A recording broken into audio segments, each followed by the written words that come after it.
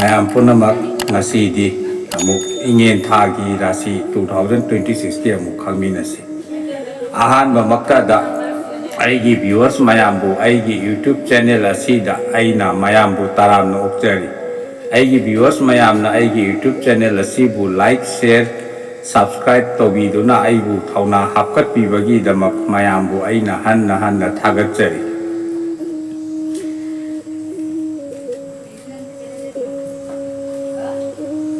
mayamna nungsibiduna aibu support tobibana ngasi aigi YouTube channel asi mayamgi marakta saknairaba channel ama oikhibani asigi damak aigi nungsijaraba viewers mayambu aina hanna thagatjari matungdasu aigi channel asi mayamna asummak support tobiyu aigi channel asi subscribe tobiduna aibu matungdasu mayamna sumak thauna pangal hapkatpiyu adudi khangminarasi ingen thagi mesa rasigi matangda ingen tha asi khara charak chahing naiba mina yamna yangsinganba miga khara ningai sangana ganba kok khara saba wakhal khara langtaknaba tha oina tauraba yai lal thumgi oina di lal lakpaga chatpaga changchat amata oina tauraba yai cheksillu ipok numit natraga tatnaba numita lemlei nga angauba maku panba ahingba amagi machinda chieng maru angangba ama amuba ama angauba ama inbiraga lato namada haplaga hayuk tanga pana tanga ama dakhina ama maira ama yauna turel mapanda thadok jawa ayetpa phat Laisabi pakang singgi oinadi kharat chahing naiba kai nungsi ani yanana chatpa arun ba yeknaba singgi kojil thaurangna maram oiraga khara ikaiba choppa nanganba tha oina tauraba yai cheksillu thangja numita laipakna saba kwa kama phiyamuba mitar makhai ma chak chadum ahum hayuk ahum hairam ahum leiram ahum kabok aphaba kara kwa tanga ma hayuk tanga ma dakhina ama maira ama yauna awang maike olaga numidang thangja guruda thadu jawa mai masing tamliba sing ayya awang maike yasi pangde phatte awang maike yasi yekneye awang maike yasi khara asok apan atek akai nangan ba maike oina tawi awang maike da phiyamu wa setlaga chatpa phattiye awang maike da thabak thauram anova hauba sel thadaba phatte cheksillu yumdagi aruba thabak inkhangi lamlapna chathokpa matamda angauba machugi phi napu machugi phi sangbanaba machugi phi setpa sijinaba yaifaba oigeni sidaba mapu nopok ningthau ipabu pukning chetna ningjau thauni jawo yaifaba oigeni adongi amuk ingen thagi brisha rasigi matangda phata khara khangminasi ingen tha asi nungaiba pau kaya taganba tauruba thabak kaya da mai chana ba haukiba punsida taukiba thabak thoramgi mahi phangba yumda lal miyam de ikai khumna ba icha imau singi nungaiba pau taba tha oina tauraba yai ichilinaw singi oina di mari di khara choi cheksin ba phagani hai manam nai ba ahum hai guru ahum haining ahum leiram ahum langthai maton ahum dakhina ama lato nama da haplaga maira ahum yauna ningthau kaba namita nongpok ningthau ipada kachowo thauni jawo hakchangi oinadi i mari kok mari da khara chot nungai roi aduna yahongan ba hakchan sajel sanaba kanaba oigani laisabi pakhang singi oinadi yamna afaba kanaba chakotpa ningba khara thunganba maru mapang singna chanba tha oina tauraba yai adubu yaknabadi masing khara yamgani cheksinba phai apam nungsigi oinadi yamna phai yum pange hairabadi yamna chanaba tha oina tawi mai ising nuksitagi akibadi khara lei nongpo onba lato namada lai phadibi ama cheng khara kabo aphaba khara hai manam naiba hairam ahum leiram ahum kwa tanga ama hairuk tanga ama dakhina ama maira ahum yauna tataba namita usin kathok jawa awang maike yasi pangde phatte awang maike yasi yekneye awang maike yasi khara atek akai asok apan nanganba maikei oina tawi aduga awang maikeida sel thadaba anauba thabak thauram paiba phatiya yumdagi thabak ingkhanggi lam lapna chathokpa matamda angauba machugi phi sangbanaba machugi phi sorarel machugi phi setpa chijinaba kanaba oigani sidaba mapu nongpo ningthau ipabu pukning chena ningjau thauni jawa yaipagani amuk ingin thagi mithun rasi gi matangda apa pata khara khangminasi ingin tha si khara awan nungai apa pata ani yanana chatpa mina khara yengchen ganba lal thum lakpaga chatpana khara henba marup mapang kaina ba yabagi akiba leiba tha oina tauraba yai chekhinba pai grahagi oiba khongpamda ketogi dasa leiba mioi kharagi oinadi atek akai khara nangba famda taduna awaba khara mayok naraba yai thamja korong nimita leipangna saba nganu ama pi ango amuba ama khutna khokpa ching maru taret athumba makhal ahum dakhina ama laton da haplaga maira ahum yauna konthong wangba makha mai ke yolaga thadok chawa laisabi pakhang singi oinadi yamna phai sendal lambi marang kaiba ichak iral lepchin ba tha oina tauraba yai arunba yeknabadi khara marang kairaba yai mina piba pot chaba thakpada khara chekchinba phagani ipok namita hai ahum lei ahum langthai maton ahum maira ahum yauna nongpo ningkau ipada kathok chawa apam nukhigi oinadi khara irang gi thakta tauba wakhal yamna nungaiba tha oina tauraba yai thabak thauramgi oinasu yamna phaiya mai masing tamliba singgi oinadi khara ko khara saba tha oigani awang maikei asi pangde phatte awang maikei asi yekneiya awang maikei asi khara asok apan amasung akiya khangnanganba maikei oina tawi awang maikeida sel thadaba thabak thauram anauba paikhatpa hauba phatiya yumdagi thabak ingkhanggi lam lapna chathokpa matamda angangba machugi phi angauba machugi phi setpa sijinnaba yamna kanaba oigani sidaba mapu nongpo ningthau ipabu pukning chena ningjau thauni jau yaipagani amuk ingin thagi katkar rasigi matangdasu mayam khara khangminasi ingin tha asi yamna afaba kanaba tauruba thabak thauram kayada mai chanaba ichak iral lepsinba yumda lal thum changba achau asangchingna chanba tha oina tauraba yai adubu hakchanggi oinadi khara chekchinba phagani chakhau mari sorgi marigi oiba nungaitaba khara mayoknaraba yai sanga na chingba marek mahau chenba chinja ka hena sijinnaba phatiya yenchin amasung nungsi hida khara toina sijinnaba adongi yai phaba oigani hakchang sajel sanaba su kanagani ya laisabi pakhang singi oinadi khara aka akum naiganba wakhal khara charangnaba miga khara khanaganba tha oina tauraba yai ipong namita phi amuba sijinnaba phate nungsi nungongi oinadi khara ningai sangdanaba marai mara thangnaba tha oina tauraba yai ipong namita panthoibi ima lairenbida laphoi laphang changthokpa ama hai manam naiba ama hai guru ama hai ning ama langthai maton ahum leihau ama dakhina ama maira ahum yauna kachawa thabak thauramgi oinadi yamna phaiya mahei masing tamliba singgisu yamna phaiya awang maikei asi pangde phatte awang maikei asi yeknaiya awang maikei asi mi khanaganba atek akai khara nanganba maikei oina tawi awang maikei da thabak thauram anauba paikhatpa chel thadaba phatte yumdagi thabak inkhanggi lam lapna chathokpa matamda sorarel machugi phi angauba machugi phi sangbanaba machugi phi setpa sijinnaba kanagani ima panthoibi sidabi palembu pukning chena ningjau thauni jau yaipagani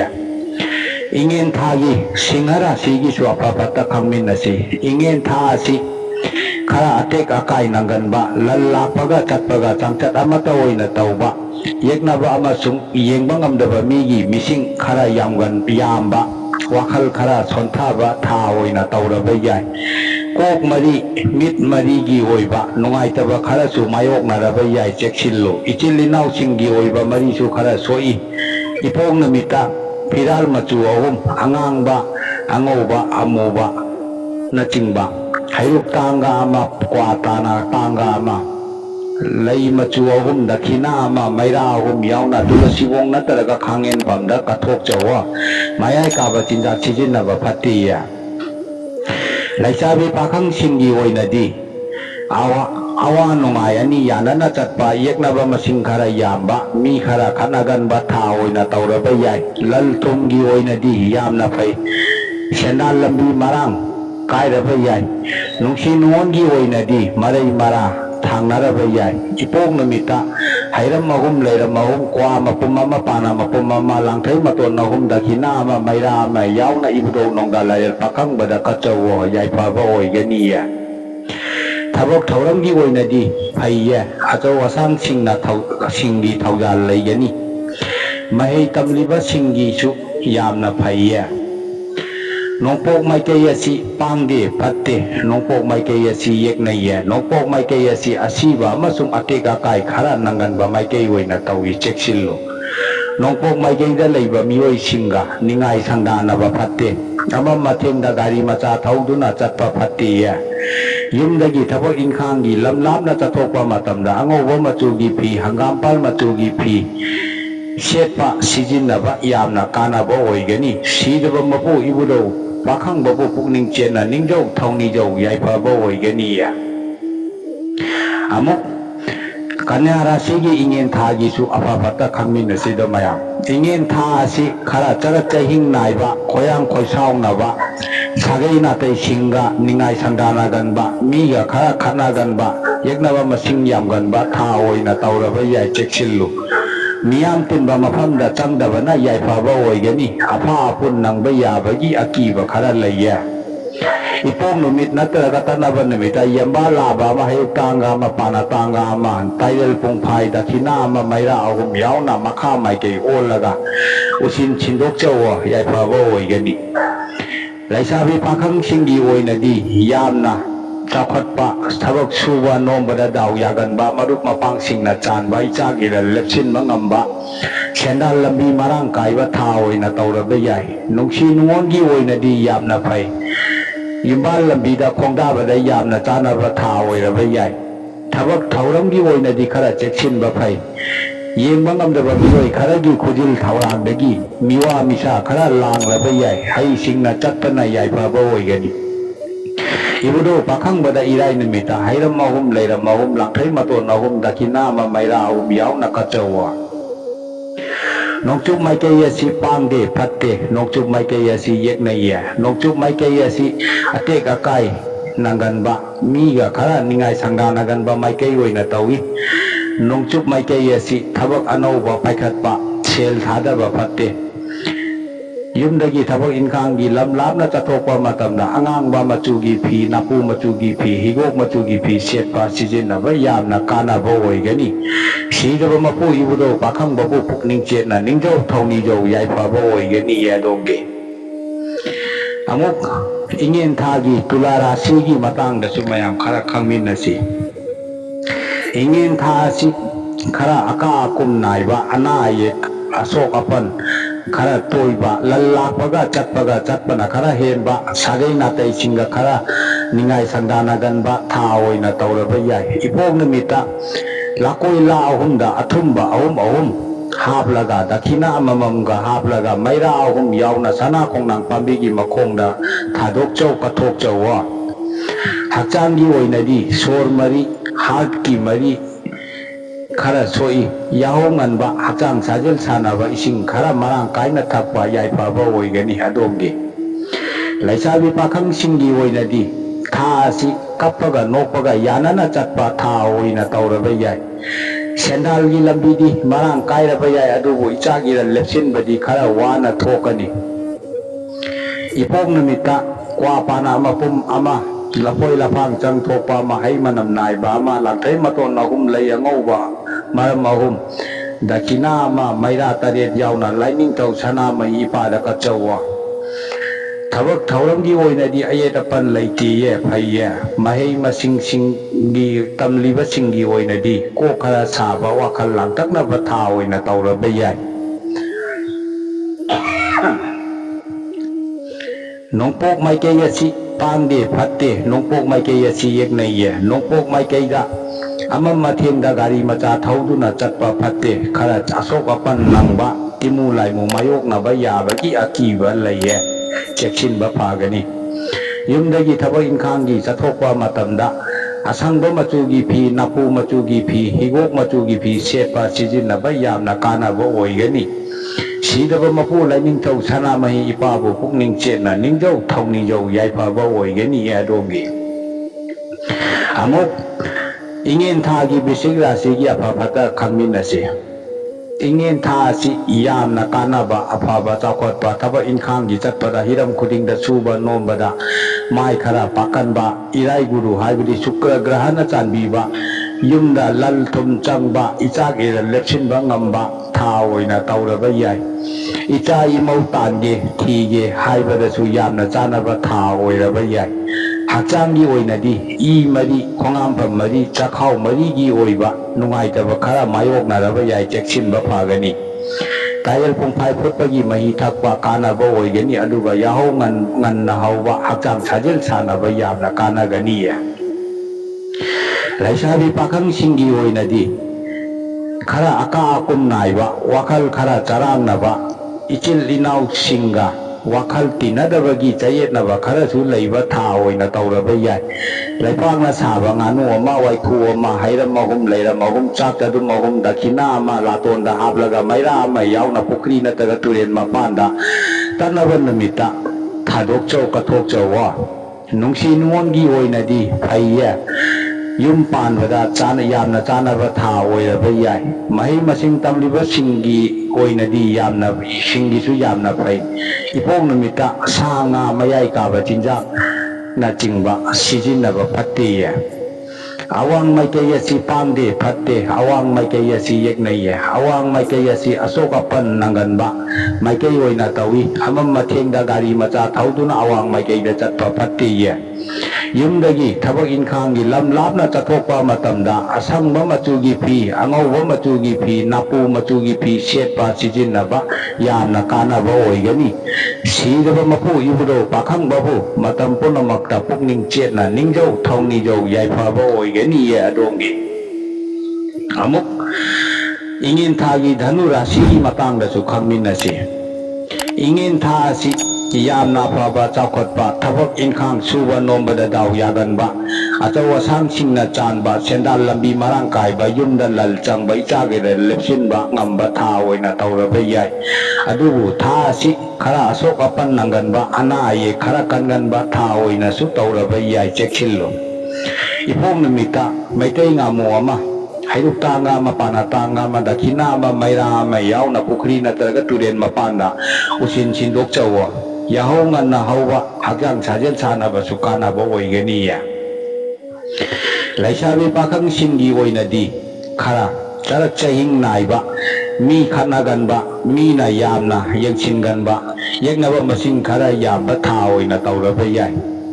nungsi nungongi oinadi yengba ngamdaba mioi khara na sinba kujil thaurangna maram oiraga toina marai mara thangnaraba yai cheksillu laipadibi ama chak chadum ahum kabok aphaba khara in macheda madakina ama hayuk tanga ma pana tanga ma maira ahum yauna konthong wangmada makha maikei olaga thadok chawa mahi tamliba singidi yamna phaiya nokchuk maikei asi pangde phatte nokchuk maikei asi yeknaiya nokchuk maikei asi khara asok apan amasung ateka kai nanganba maikei oina tawi ama mathengda makha maikei da gari macha thauduna nokchuk maikei da chatpa phatte yumdagi thabak inkhangi lam lapna chathokpa matamda angauba machugi phi asangba machugi phi sorarel machugi phi na chingba setpa sijinaba kanaba oigani sidaba mapu nongpo ningthau ipabu pukning chetna ningjau thongni jau yaifaba oigani ye adongi amuk ingin thagi makar rasi gi matang da su mayam khara khangminasi ingin tha si khara aka kum naiba ana ye khara kumayok naba sagaina tai singa khara ningai sanga naganba lalakpaga chatpaga changchat amata oina tawwa tha oina tawraba yai sendal lambi di marang kaigani adu ichagi lepsin bedi khara wana thokani laipakna saba nga ama waikhu ama hairam taret leiram taret chak chadum taret kabok na chan taret dakhina ama nokpok onba laton da haplaga maira ahum yauna pukri na taga turen mapan da tatna namita thadok chawo Laisabi pakhang singgi oinadi yamna afaba chaukhatba sendal lambi marang kaiba anoba khangna chanaba singgi masing hengatba wakhal yamna nungaiba irang ithakta tawba tha oina tawraba yai marup mapang tinabada khara chekhinbadi phagani maramdi tha asi khara khorakki ina lai saganba tha oina tawraba yai irai numita ibudo pakhang-bagi laimangda lapoi lapang changthokpa ma hai manam naiba ma layangauba khara laisang mapopa ma langthai maton ahum dakhina ma maira ahum yauna kachawa nongpok maike yasi pangde phatti ya nongpok maike yasi yeknai ya nongpok maike yasi khara asok apan nangan ba amasung atega kai thokan ba maike oina tawi nongpok maike da thabak thauram anova hauba sel thada ba phatte cheksillo yumdagi thabak inkhanggi lam lapna chathokpa matamda angauba machugi phi sangbanaba machugi phi napu machugi phi setpa sijinaba yamna kanaba oigani siraba mapu ibudo pakhang bapu pukning chetna matam punamakta ningjau thauni jawa amuk ingin thagi kumbara sigi matang da sumayam khangminnasi ingin tha si awana ani mayok naba sarak chahing naiba thabak thauram khudingda khurau ithang thanganba mina khara yengsinganba khuraki ina lai saba ikaiba chopa nanganba tha oina tauraba yai cheksillo mina piba pot chaba thakpada khara cheksinba phagani ipok numita hairam ahum leiram ahum kwa pana mapum ama laisang mapop ama lamthai maton ahum dakhina ama maira ahum yauna mahabali haibadi mamongwa hanba ipada kathok chawo yaipaba oigani thamja numita sanga chaba yade phatiya Laisabi pakhang singgi oinadi khara aka akum naiba mina khara yangsinganba ichilinau ahal lamal singa khara wakhal tinadabagi chayetnaba marei mara khara thangnaba tha oina tauraba yai nungsi nungongi oinadi khara cheksinba phagani maramdi mina sinba khojil thaurangna maram oiraga nungsi machak mayoknaba yabagi akiba khara laiya khunu angauba ani hairuk tanga ama kwa tanga ama layangauba kha ama